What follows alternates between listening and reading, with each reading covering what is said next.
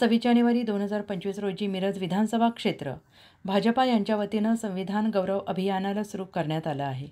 आज दत्त चौक येथे सांगली जिल्ह्याचे माजी पालकमंत्री आमदार सुरेश भाऊ खाडे यांच्या उपस्थितीमध्ये संविधान संरक्षण आणि संविधान जोपासना शपथ घेऊन संविधान गौरव अभियानाला सुरुवात झाली। यामध्ये भाजपाचे सर्व आघाड्या जिल्हा अध्यक्ष प्रकोष्ठ वेगवेगळे मंडळ पदाधिकारी आणि कार्यकर्ते उपस्थित होते। यावेळी प्रांताधिकारी उत्तम दिघे, तहसीलदार अपर्णा मोरे धुमाळ, ग्रामीण जिल्हाध्यक्ष दीपक बाबा शिंदे, अनुसूचित जाती जमाती मोर्चाचे महाराष्ट्र उपाध्यक्ष संदीप ठोंबरे, जिल्हा शहर अध्यक्ष दादासाहेब कांबळे, ज्येष्ठ नेते सुरेश बापू आवटी, माजी नगरसेवक गणेश माळी, पांडुरंग कोरे, योगेंद्र थोरात, मोहन वाटवे, राजेंद्र नातू, महेश फोंडे, संगीताताई खोत, रुपाली देसाई, बाबासाहेब आळतेकर तसेच ग्रामीण शहर आणि शहर भागातील सर्व पदाधिकारी या कार्यक्रमास उपस्थित होते। या कार्यक्रमासाठी संविधान अभियान या विषयावर ज्येष्ठ व्याख्यानकर्ते प्रसाद कुलकर्णी यांनी संविधान या विषयावर मार्गदर्शन केले। कार्यक्रमाच्या सुरुवातीस संविधानाच्या सुरक्षिततेची आणि जोपासनेची शपथ घेऊन समाजातील विधितज्ञ, डॉक्टर, इंजिनियर, पत्रकार, सामाजिक राजकीय क्षेत्रातील मान्यवरांना आमदार डॉक्टर सुरेश भाऊ खाडे यांच्या हस्ते संविधानाच्या प्रतीचं वाटप करण्यात आलं। संविधानामुळेच मी आमदार झालो असे गौरव उद्गार आमदार सुरेश भाऊ खाडे यांनी काढले। घटनेची ताकद एवढी मोठी आहे की मला इथं ह्या मतदारसंघात ह्या जिल्ह्यामध्ये 5 वेळा आमदार होता आलं। ही घटनेची ताकद हे बाबासाहेबांनी जर घटना दिली नसती, त्यामध्ये हे नियम टाकले नसते तर आज आम्हाला हा माईक आमच्या तोंडासमोर नसता।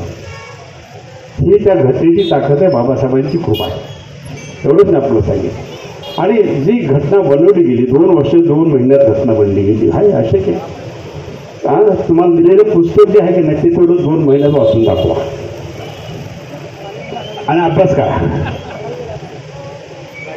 सोपं नाही ते, आणि घटना बांधली आपण जर विचार केला तर पंचायत समिती, ग्रामपंचायत पासून ती मार्केट कमिटी आणि लोकसभा, विधानसभा आणि राष्ट्रपतीपर्यंत जी निवडणूक होतात सगळ्या ह्या प्रक्रिया सगळ्या बांधल्या, त्यामध्ये बांधल्या गेल्या, नियमात बांधल्या गेल्या। नियमाच्या बाहेर कोणी जाऊ शकत नाहीये आणि त्या नियमानं सगळं हे आपलं राष्ट्र चालते। आणि हा अभिमान आपला सर्वांना आहे की आम्ही ह्या भारत देशामध्ये आम्ही जन्मलो, बाबासाहेबांच्या कृपेनं महासत्ता दिन आम्ही साजरा करतोय, महासत्ते आम्ही अनुभवतोय। तर ह्या दृष्टिकोनातून आज आपण निश्चित अभिमान वाटला पाहिजे।